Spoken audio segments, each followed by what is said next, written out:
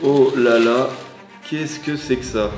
Adidas Springblade. Cette chaussure de sport est lancée en août 2013. Leur conception innovante visait à offrir un amorti unique grâce à des lames élastiques intégrées directement à la semelle, fournissant un rebondissement accru et une meilleure absorption des chocs. L'objectif principal de ce modèle est donc d'améliorer les performances des coureurs en fournissant un soutien supplémentaire et un retour d'énergie plus efficace. Adidas cherchait à se démarquer sur le marché de la chaussure de course et de sport, proposant une technologie distincte. Ah bah ça, pour se démarquer en tout cas, ils se sont démarqués. Et le but c'était vraiment d'améliorer les performances des coureurs. Au moment de leur sortie, le prix de vente des Adidas Springblade était d'environ 180 $ aux États-Unis. Ah, ils étaient confiants. Malheureusement, les avis sur les performances et le confort des Springblade étaient négatifs. Peu résistantes et inconfortables, certains coureurs ont trouvé que le design des lames ne convenait pas à toutes les surfaces de course ou tous les styles de course. Les lames inclinées vers l'avant rendent tous les autres mouvements plus difficiles. En plus de cela, le modèle est particulièrement moche. Ah, c'est pas moi qui l'ai dit, hein. C'est l'opinion publique. Mais on va quand même vérifier du coup. Et comme tous les flops de marque qu'on va voir dans cette vidéo, j'ai réussi à me les procurer. Bonjour, c'est le deuxième épisode de cette série. Alors évidemment, vous vous doutez bien, c'est une galère à retrouver. On va en voir 4 dans cette vidéo. Mais alors, est-ce que ça a flop parce que c'était complètement éclaté ou en vrai c'était trop en avance sur son temps? Et comme ça a pas marché, les objets sont rares, donc plus chers qu'à l'époque où c'est sorti. C'est pour ça aussi que je suis très content que CyberGhost VPN m'accompagne dans cette vidéo. Et CyberGhost VPN, c'est leader mondial dans l'industrie de la sécurité et de la confidentialité sur Internet, avec plus de 38 millions d'utilisateurs. C'est le VPN le plus recommandé sur Trustpilot. Je pense que vous commencez à être familier avec les VPN, mais en gros c'est un réseau privé virtuel qui masque votre adresse IP, chiffre vos données tout en redirigeant l'intégralité de votre trafic via un tunnel sécurisé. Évidemment, ils ne conservent aucune donnée des utilisateurs et ils ont plus de 9700 serveurs dans 91 pays. L'interface est hyper simple, il est compatible avec absolument tout ce que vous voyez ici. Ça fonctionne aussi sur les Smart TV et les consoles de jeux. Avec un seul abonnement VPN, vous pouvez l'utiliser sur 7 appareils différents en même temps. Donc vous pouvez le partager avec vos amis, votre famille. Et c'est pas que de la sécurité lorsque vous êtes connecté sur Internet. Vous pouvez aussi tout simplement vous localiser aux États-Unis si vous voulez accéder au catalogue des plateformes de streaming qui sont pas encore disponibles en France. Donc par exemple Netflix, Disney+, il y en a plus de 35. Et autre exemple, vous avez juste à changer votre localisation, mettre que vous êtes en Belgique actuellement, ça vous prend 3 clics et vous pouvez accéder à toutes les courses de voitures, de motos en français diffusées sur des chaînes locales mais en Belgique. Sauf que vous payez pas l'abonnement pour les regarder. Avec le lien qui est en description de cette vidéo, vous avez moins 83% et 4 mois offerts. Et en plus, c'est satisfait ou remboursé pendant 45 jours. Bon voilà, merci CyberGhost VPN de m'aider pour cette vidéo. Dites-vous qu'il y a carrément une personne qui a porté plainte contre la paire de chaussures tellement la qualité était mauvaise. C'est vachement drôle parce que le colis il a été directement affrété par le service postal des États-Unis. À la douane, ils auraient ouvert le colis, ils se seraient dit quel mauvais goût. Et en vrai, la paire de chaussures elle est si peu connue que ça aurait grave été possible qu'ils pensent que c'est une contrefaçon et que je me prenne une amende. Sachez qu'en plus, je les ai trouvés à ma taille. Oh là là, qu'est-ce que c'est que ça? Mais c'est clairement ça la semelle. Je suis abasourdi par la tronche du modèle. Mais elle est déjà cassée la semelle en plus. Mais à quel moment tu te dis c'est une bonne idée cette semelle? En tout cas elle porte bien son nom, hein, la Adidas Springblade. Elle est hyper rigide. C'est censé être des chaussures de sport, hein, voire même axé course. Alors non seulement à l'époque il y a quelqu'un qui a porté plainte, mais en plus il y a un utilisateur qui a confié qu'il trouvait la paire plus confortable une fois qu'il l'avait pété. Une fois qu'il avait cassé la semelle là avec les lames, et ben il trouvait la paire beaucoup plus confortable. C'est une dinguerie. La même année, ils sortent la technologie Boost, hein, je crois, qui est un succès sans nom. Alors, est-ce que c'est ça qui leur a permis de trouver la technologie suivante qui a été un succès? Je ne sais pas, en ordre de chronologie. Après, c'est les goûts et les couleurs, hein. Le design, franchement, ça se trouve, il y en a là, vous êtes en train de kiffer de fou. Et peut-être que ça va devenir une mode, hein. J'aurais pas l'air fin, tiens. Ah, qu'est-ce que c'est nul! Et ils refont le modèle et le truc pète. C'est des sabots, c'est des souliers, c'est des sabots, mais en vrai sur le reste du design de la paire, bon c'est une Adidas, y a rien de choquant. Ils l'ont breveté, hein. Ils l'ont trouvé, ils ont fait de la recherche et développement, ils l'ont testé. Après c'est le propre de l'innovation, est-ce qu'on peut leur en vouloir? Pas vraiment. Je vais les mettre pour voir comment je me sens dedans. Et ensuite j'irai les essayer en conditions réelles. Je vais faire 2 fois 500 mètres avec des chaussures de sport plutôt basiques et avec celle-là. Il y a un klaxon avec la chaussure, c'est... Si vous arrêtez brutalement, vous pouvez avertir les autres piétons. En tout cas, bonne nouvelle, elles me vont.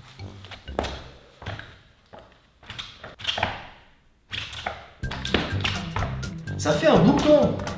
voilà à quoi ça ressemble une fois que c'est porté. Vu du dessus, franchement, elles sont pas dégueulasses. Là, c'est un peu plus étonnant. Je marche un peu avec pour me familiariser. Voilà, comme ça, elles sont plutôt confortables. Bon, après, le but, c'est de courir avec. Donc, c'est ce qu'on va faire. Mais on va tester ça directement sur une vraie piste d'athlétisme. Ça rappelle des souvenirs. Bon, allez, je vais lancer le chrono. 3, 2, 1.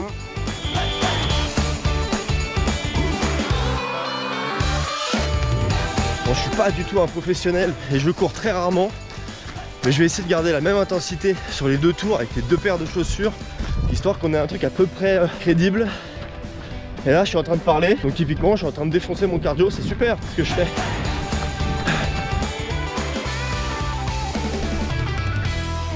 Et voilà. J'ai plus l'habitude de courir moi. Pourtant j'ai tout l'attirail du mec qui court. Bon alors juste, je suis pas sûr que la piste fasse 500 mètres parce que 2 minutes 9 secondes, ça me paraît assez rapide en vrai. Bon, bah, je reprends mon souffle et j'essaie avec la Adidas Spring Blade à passer sous les 2 minutes. J'ai mis les chaussures et en vrai, il y a une petite impulsion. Bref, c'est parti. 3, 2, 1.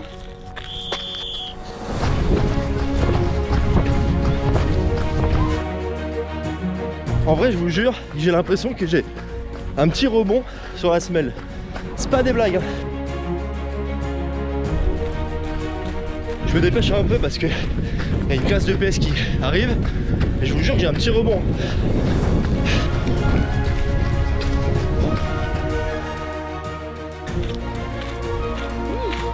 Bon, j'ai drastiquement amélioré mon temps. Alors est-ce que c'est les chaussures ou est-ce que c'est la classe de PS qui était en train d'arriver et du coup je me suis dépêché? Ah ça on saura pas hein. Bon allez, je vais arrêter de déranger les classes de PS parce que le sport c'est important. Ne faites pas comme moi, ne courez pas une fois tous les 10 ans. Là je suis en train de marcher avec, histoire de voir un peu le ressenti qu'il y a aussi, pas en courant. Et ben je trouve que c'est plus confortable en courant qu'en marchant. Ce qui est plutôt logique puisque c'est censé être des chaussures de course. Mais c'est vrai qu'en marchant, si tu poses le talon, t'as pas une sensation de fou, t'as vraiment l'impression que ça peut se péter. Ces chaussures, t'es content de les essayer, mais t'es aussi très content de les enlever. D'un point de vue performance sportive, vous l'avez compris, c'est très aléatoire, ça tête vite fait. Le masque rejuvénique. Et à première vue, on dirait que c'est tout droit sorti d'un film d'horreur. Il est lancé en 1999. Il était destiné à améliorer l'apparence de la peau et à réduire les signes du vieillissement. Le produit prétendait offrir des bienfaits anti-âge en utilisant une technologie de stimulation électrique légère. L'objectif, c'était de proposer une solution novatrice pour rajeunir la peau sans intervention chirurgicale. Son inventeur est le docteur George Springer, un ancien professeur agrégé de dermatologie qui pratique également la médecine holistique depuis 19 ans. Au moment de son lancement en 1999, il était commercialisé aux alentours de 100 à 150 $ américains. En termes d'équivalence actuelle, cela représenterait environ 200 à 230 €. Mais alors pourquoi ça n'a pas marché? Parce que l'inventeur n'a pas obtenu l'autorisation de la FDA ni testé cliniquement son masque. En plus, l'apparence de l'égérie qui apparaît sur la boîte n'est pas du tout due au masque réjuvénique, mais plutôt à la chirurgie plastique. Bref, selon les utilisateurs, il était inefficace, l'utilisation était douloureuse et provoquait des rougeurs, et l'article faisait peur. Je cite, en appuyant sur un bouton, on déclenchait des petites décharges électriques. Cela s'est avéré très douloureux, même dangereux, et probablement peu efficace. Lorsque grand-mère est venue nous rendre visite, nos enfants suivaient une séance de tonification revitalisante pour le visage. Grand-mère a été transportée aux urgences pour une arythmie cardiaque après avoir franchi la porte. Alors sur le papier, ça donne vraiment pas envie, mais je vais quand même l'essayer. J'ai retrouvé la pub de ce masque de l'époque. Juste la miniature de la vidéo, je suis terrifié. Je vais vraiment essayer ça. On est sur l'un des pires zooms de l'histoire de la publicité là quand même. Hein. Stoppez-le ce zoom là. Est-ce que vous étiez certain de réellement vouloir le vendre ce masque? Ça donne pas du tout envie là. Bon allez, moi j'en ai assez vu, je vais l'essayer. Encore le service postal des États-Unis. Courrier prioritaire. En plus, ça a été commandé à peu près en même temps. J'aurais une sacrée réputation à la douane s'ils avaient ouvert mes colis. Hein. Mais juste en regardant le packaging, tu te rends compte que même eux savaient que leur produit était complètement terrifiant. Voilà, c'est quand même le devant du packaging et tu ne vois pas le masque. C'est juste l'égérie de l'époque. Il faut le retourner pour apercevoir vite fait le masque. Ah non, ça c'est qu'une devanture. C'est encore pire. Mais c'est un enfer. Ah mais je vous le dis, impossible que ça ait pu se vendre ailleurs qu'en téléachat. Tu vas en rayon, tu vois ça, on dirait un appareil de torture dans un film d'horreur.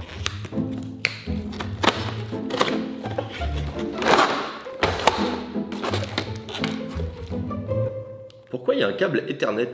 D'accord. Ce qui le rend encore plus effrayant, c'est qu'il n'est même pas blanc. Il est légèrement beige orangé. Normalement, le masque s'adapte à toutes les formes de visage, que ce soit féminin, masculin. Ils avaient pensé à ça, hein. La technologie n'a jamais été testée ni approuvée, que ce soit en laboratoire, mais... Alors attends, parce que déjà, qu'est-ce que c'est que ça là? C'est le manuel? Pour ceux qui ont vu Black Mirror, j'ai l'impression d'être dans Black Mirror, mais de l'époque. La photo me fait peur. Vous voulez trouver la jeunesse éternelle? Avec Rejuvénique. C'est aujourd'hui possible. Et même les dessins dans le manuel de l'époque me font flipper. Non, sérieux. Ça c'est quoi? Ah, ils étaient en avance sur leur temps quand même globalement, hein. Un câble Ethernet pour brancher la commande d'utilisation et un tuto vidéo dans une cassette VHS. Ça c'est franchement bien. Donc ça c'est la commande d'utilisation. Elle me rassure pas du tout, hein. Vraiment on dirait que je vais torturer des gens, hein. On est aussi dans le seau également. Ah, et il y a des piles. Elle a combien d'années la pile? 20 ans? J'espère qu'elle fonctionne encore, hein, parce que j'en ai pas des piles comme ça moi. Oh bah, oh bah, oh bah bah, oh bah alors là, déjà que j'ai pas confiance dans le produit, je pense que j'ai encore moins confiance dans le gel tonifiant.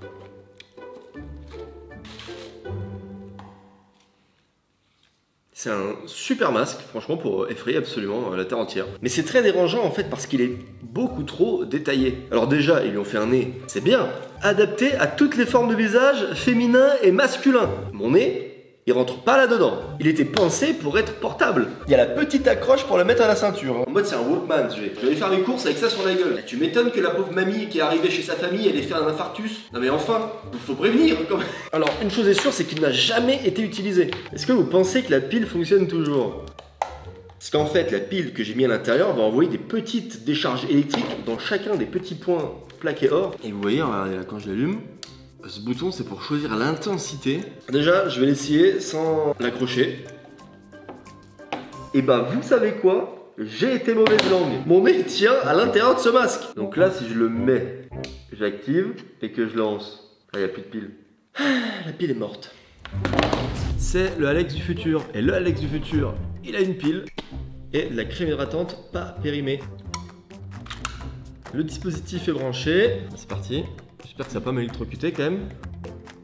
Arrête de te poser des questions, kiffe ton moment, passe un bon moment. Badigeonne-toi de crème hydratante, là, tu t'en mets partout, comme ça. Je vais d'abord mettre le nez, et après, hop.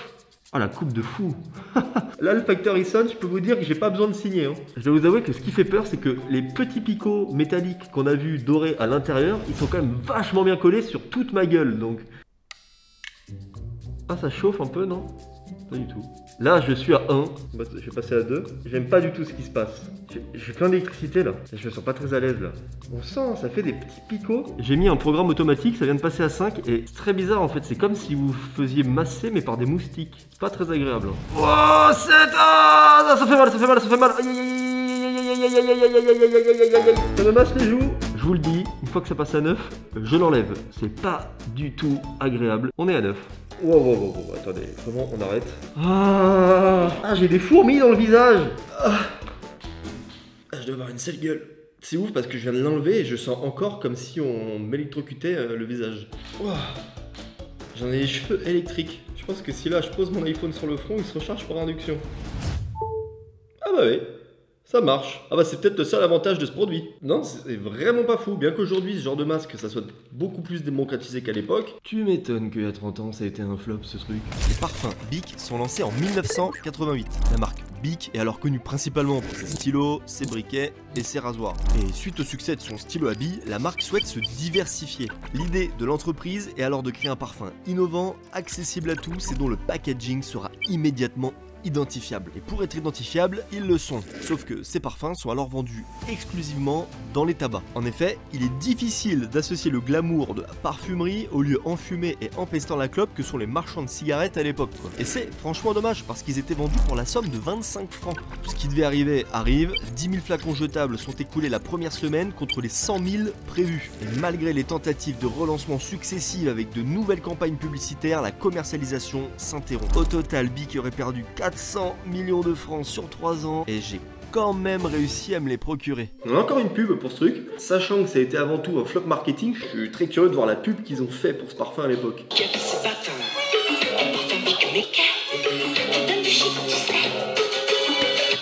comment dire, rien ne va ensemble. On parle de parfum, tu me fais un générique de dessin animé. Un parfum, je veux voir des vrais gens. Alors attendez, je vois dans mes recommandations sur la droite qu'il y a une autre pub pour le parfum Bic 1990. Après avoir réinventé l'écriture, réinventé le feu, Bic réinvente le parfum. En vrai, cette pub-là est tellement plus convaincante. Alors par contre, ce qui m'intéresse maintenant, c'est le packaging. Ils sont là-dedans, et je crois que j'ai réussi à me procurer les 4. Un prix fou. À peu près, le flacon à l'époque, c'était 5 €. J'ai payé 150 € pour des parfums qui ont tourné. On ne pourra même pas sentir la vraie odeur. Je vais essayer, bien sûr, mais je pense qu'en 30 ans, j'ai plus de chances de m'alcooliser avec en le buvant que de me parfumer. Bref, on va découvrir le packaging. Ah, il y a le prix dessus, 10 francs. Putain, ils étaient vendus en réduction tellement ça se vendait pas. Franchement, je suis pas peu fier d'avoir réussi à trouver les 4. C'est collector. Putain, ça a la gueule de briquet. Ça ressemble à des briquets. C'est assez perturbant d'ailleurs de voir le logo Bic associé à du parfum. Mais attends, il y a un truc que je comprends pas. Mais ils ont été utilisés, le bleu et le vert. Plein, à moitié plein. C'est un peu expliqué derrière les senteurs des parfums, mais pas complètement. Alors, par exemple, le Bic bleu, il s'agit d'un parfum féminin élégant qui se veut être porté en soirée. Et celui-ci, il a été créé pour la femme active, moderne, mais toujours aussi fleur bleue. Le vert pour le sport, c'est un parfum mixte. Et le dernier, il est pour homme. Ce parfum est dédié à l'homme sophistiqué des années 80. Cette fragrance est dédiée à tous les hommes qui ont un profil d'aventurier. En même temps, pour aller acheter ton parfum au bureau de tabac, il faut être aventurier. C'est une super idée vendue au mauvais endroit. Ça me fait chier de les ouvrir en vrai, j'aurais bien aimé les garder comme ça, je trouve ça stylé. Ces deux-là, je les ouvre pas. En fait, quitte à en ouvrir un, autant ouvrir celui qui est à moitié vide. Pour le sport, allez, on a essayé des chaussures de sport, on va donc prendre celui-là. Ah, mais il a été rescotché là en fait, non? J'essaie de l'ouvrir pas trop mal pour pouvoir le remettre dedans après. On dirait une nouvelle gamme de briquets. Ah, il y avait même une sécurité dessus. Ah, mais ça veut dire qu'il était pas utilisé, mais alors pourquoi il était pas plein? Ça sent encore. Oh la dinguerie. Oh, c'est un truc de fou. Mais ça a pas du tout tourné. Mais le packaging est pas dérangeant.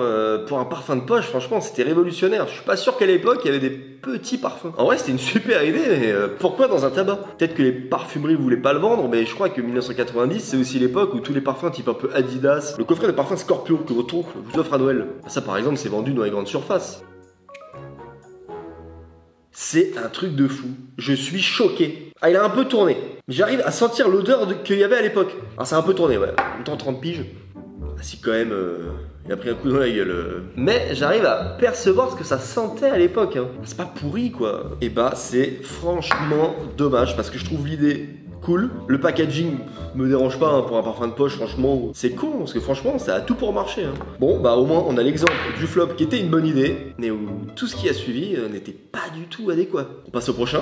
La Nintendo Virtual Boy. C'est une console de jeux vidéo en 3D stéréoscopique créée par Nintendo et sortie en 1995 au Japon et aux États-Unis. C'est en quelque sorte le premier casque de réalité virtuelle. Comme souvent, l'objectif de Nintendo était de proposer une nouvelle expérience de jeu révolutionnaire. Et ils espéraient qu'il représenterait l'avenir du jeu vidéo avec cette console avant-gardiste. La console de jeu coûtait environ 120 € au Japon et 179 $ aux États-Unis, soit aujourd'hui 365 $ environ. Et à l'époque, Nintendo c'est déjà hyper connu, hein. C'est loin d'être des amateurs. Ils ont sorti la NES dans les années 80, suivi de la Game Boy en 1989. Enfin bref, ils sont carrément dans le truc. Mais la Nintendo Virtual Boy passera elle complètement inaperçue. Puis bon, avec Sony qui sort la même année la PlayStation, Nintendo arrêtera la production du Virtual Boy seulement 6 mois après sa commercialisation, totalisant seulement 780 000 ventes, avant même qu'elle soit commercialisée en Europe.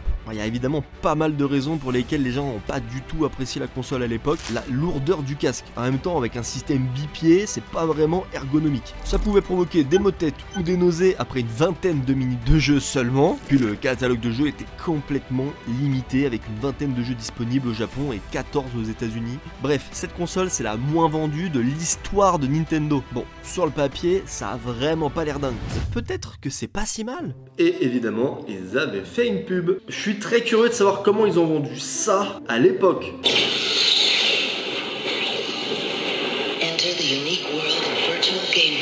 Ça démarre très mal. Wow. First three-dimensional stereo immersive 32-bit video game system ever. Mais même 30 ans après, on n'y comprend rien. Je prends trop d'infos d'un coup. Et pourtant, TikTok existe. Mais il y a 30 ans, ils ont dû péter un plomb les gens sur cette publicité. Featuring a three-dimensional chord with depth that only Virtual Boy can deliver. Ah, ils ont essayé de mettre du gameplay là. Ah mais ça tombe bien, je crois que c'est ce jeu là que j'ai avec. 3D game for a 3D world. Ah, cette publicité m'a bouleversé. Ouh. Juste mater la taille du carton dans lequel on m'a envoyé. Là, on a le jeu. Et là, c'est la console. C'est marrant parce que je n'ai pas connu la console. Et j'ai tout de même une nostalgie de fou. Parce que ça ressemble aux consoles de quand j'étais tout petit. En vrai, c'est une folie que j'ai réussi à choper ça. Elle n'est jamais sortie en Europe, je crois. Ça doit être la version japonaise que j'ai. Tu regardes l'arrière de la boîte qui est censée t'en dire plus et t'expliquer. Juste avec les images, ça m'a l'air drôlement compliqué. Le problème, c'est que le truc est pas accroché à ta tête. Il se pose sur une table. Et donc, le jeu que j'ai, c'est Super Mario Tennis. Déjà, on va s'ouvrir le jeu. À quoi ça ressemble une cartouche de Virtual Boy? Ah, mais on dirait une cartouche de Game Boy. Oh, il y avait même une petite protection, c'était pensé, hein. Il y a absolument tout avec. Ça, j'aime bien, il y a les petites notices, bon, même si elles sont en japonais et que j'y comprends absolument rien. On dirait un aspirateur le dessin. C'est le casque, là c'est la manette. Et d'ailleurs, si ça n'a pas marché, bah, c'est en partie à cause de ça, à cause de la lourdeur. En vrai, c'est stylé. Oh, c'est en super état. Surtout là, l'espèce de petite mousse, elle est absolument pas détériorée. Plus du tout dans le flop, là. Je suis sorti du concept. Hein. Ah, et ça, c'est le trépied. Des piles. Oh, la gueule de la manette. C'est absolument pas ergonomique. Ah, ça fait toc, hein. Ah, toutes les piles, c'est pour la manette. Alors, j'étais en train de me poser la question, pardi, où est le câble d'alimentation de la console? Eh ben, il n'y en a pas. Il n'y en a pas parce qu'en fait, le câble d'alimentation, c'est la manette. Ah oui, il n'y a absolument pas de blague. Regardez. Là, c'est allumé. 6 piles pour faire tourner ça, je me demande c'était quoi l'autonomie. Non, le trépied. Je mets la console dessus, c'est ça? C'est un sniper ou une console? Parce que... Voilà. Par contre, faut pas être trop grand du coup, parce que le setup est compliqué. Je peux pas modifier la taille là? Le truc ne respecte aucune norme, genre jouer le dos courbé. T'es obligé d'être tout le temps concentré quand tu joues. Non mais là je suis super bas, genre je me casse la nuque. Premier problème, si c'est mobile, faut que ça soit bien pensé, parce que là la table elle est à peu près à une hauteur normale. Bon, peut-être que ma table est un peu basse. C'est ici qu'on vient allumer la console en branchant la manette. Déjà c'est assez long, enfin, je veux dire si tu veux prendre du bon temps et geeker, là c'est casse-couille quoi. Ça ressemble pas à Nintendo en plus, c'est ça qui est marrant. Je pense qu'ils ont voulu faire un truc justement mobile. Ah peut-être que c'est ça l'utilité du carton de la console aussi. Là par exemple, voilà, plus personne ne voit rien. Ah non là c'est trop, ok bon. Ah bah voilà, si je le pose sur le carton de la console, c'est parfait. Si vous étiez grand du coup, fallait vous travailler avec le carton de la console ou vous pensez avoir un truc pour surélever quoi. C'est derrière la console qu'on insère le jeu. Est-ce que ça va être satisfaisant? Pas du tout. On. Ah, c'est où le volume? Il y a un endroit pour augmenter le volume, non? Vous entendez? Non seulement c'est mobile, mais en plus tu fais chier tout le monde avec ta musique. Je suppose qu'il n'y avait pas d'écouteurs hein, à l'époque. Important. Lire les instructions. C'est chiant de fou en fait. Ah, Mario Tennis. Ah, il y a un effet 3D hein, quand même, on peut le voir. Voilà ce que je vois. C'est galère de vous montrer hein. Bon alors j'essaye d'apprendre à jouer. Mode, level. Ouais moi je prends Mario. Ah, ça c'est le revers. Ah non, ok la touche B. Ah. La touche B, c'est le coup droit. Oh putain, je vais gerber. Ah non, c'est l'inverse. Si, ah, c'est le revers. Je me fais défoncer, hein. Mais c'est pas si mal pour l'époque, hein. Ah, j'ai raté. Oh. Ça donne mal à la tête, hein. Ça fait vraiment 2 minutes que je joue. Réussir à faire ça, c'est pas mal. Alors par contre, mais en fait, c'est pas assez abouti pour que ça soit immersif. J'ai pas l'impression de jouer au tennis. Enfin, puis même au-delà de ça, je veux dire, t'arrivais dans un café ou au coiffeur, tu sortais ça, mais tu devais être pris pour un furieux. Hein. Alors je passe pas un fan forcément de fou là. Alors est-ce que c'est le jeu? Ils ont voulu absolument partir dans un délire de 3D, un peu de réalité virtuelle augmentée. Est-ce qu'il y a moyen d'utiliser différemment? Genre, pas le mettre sur tes genoux? On voit juste mon cul là en fait. En vrai c'est plus immersif comme ça hein. Je parais juste encore beaucoup plus chelou. Oh j'ai failli faire un smash. C'est un coup avoir un mal de dos. Oui le smash c'est le point. Voilà. Je comprends le principe. L'idée est cool, hein, mais c'est carrément trop en avance. Déjà, aujourd'hui, ça s'est démocratisé, la réalité virtuelle, etc., les casques. Moi, j'ai quand même pas l'impression que ça soit le truc que les gens utilisent le plus encore aujourd'hui. Alors, il y a 30 ans, on a commencé, il faisait jour, on finit, il fait nuit. Merci à CyberGhost VPN d'avoir sponsorisé cette vidéo. Le lien pour profiter de l'offre spéciale est en description. N'hésitez pas, c'est vraiment pas cher. En plus, c'est satisfait ou remboursé pendant 45 jours. Puis en plus, ça soutient la chaîne. J'espère que les flops qu'on a découverts dans cette vidéo vous auront plu. J'espère pouvoir faire un épisode 3, voire 4. Si jamais vous avez des idées, n'hésitez pas en commentaire à m'en donner. Vous pouvez vous abonner ici. Là, il y a mes dernières vidéos. Salut!